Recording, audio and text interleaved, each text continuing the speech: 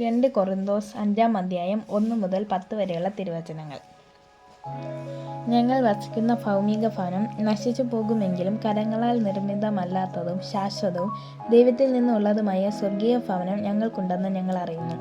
വാസ്തവത്തിൽ ഞങ്ങൾ ഇവിടെ നെടുവീർപ്പിടുകയും സ്വർഗീയ വസ്തുതി ധരിക്കുവാൻ വെമ്പൽ കൊള്ളുകയുമാണ്. അത് ധരിക്കുമ്പോൾ ഞങ്ങൾ നഗ്നരായി കാണപ്പെടുകയില്ല. ഈ കൂടാരത്തിൽ ആയിരിക്കുമ്പോൾ തന്നെയും ഞങ്ങൾ ഉത്കണ്ഠകുലരായി നെടുവീർപ്പിടുന്നു. മൃത്യുവംശുകമായതു ജീവനാൽ ഗ്രസിക്കപ്പെടേണ്ടതിന് പഴയത് മാറ്റിക്കളയാനല്ല, പുതിയത് ധരിക്കാനാണ് ഞങ്ങൾ ആഗ്രഹിക്കുന്നത്. ഈ ലക്ഷ്യത്തിനായി ഞങ്ങളെ ഒരുക്കിയത് ആത്മാവിനെ ആചാര്യമായി ഞങ്ങൾക്ക് നൽകിയ ദൈവമാണ്. ഞങ്ങൾക്ക് എല്ലായ്പ്പോഴും നല്ല ധൈര്യമുണ്ട്. ഞങ്ങൾ ശരീരത്തിൽ വസിക്കുന്നിടത്തോളം കാലം കർത്താവിൽ നിന്ന് അകലെയാണെന്ന് ഞങ്ങൾ അറിയുന്നു.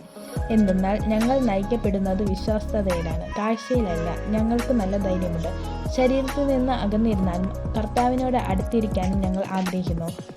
അടുത്തായാലും അകലെയായാലും അവിടുത്തെ പ്രസാദിപ്പിക്കുക എന്നതാണ് ഞങ്ങളുടെ ലക്ഷ്യം. എന്തുകൊണ്ടെന്നാൽ ഓരോരുത്തരും തങ്ങളുടെ ശരീരത്തിൽ ചെയ്തിട്ടുള്ള നന്മ തിന്മകൾക്കു പ്രതിഫലം സ്വീകരിക്കുന്നതിന് നാം എല്ലാവരും ക്രിസ്തുവിൻ്റെ ന്യായാസനത്തിന് മുൻപിൽ വരണം.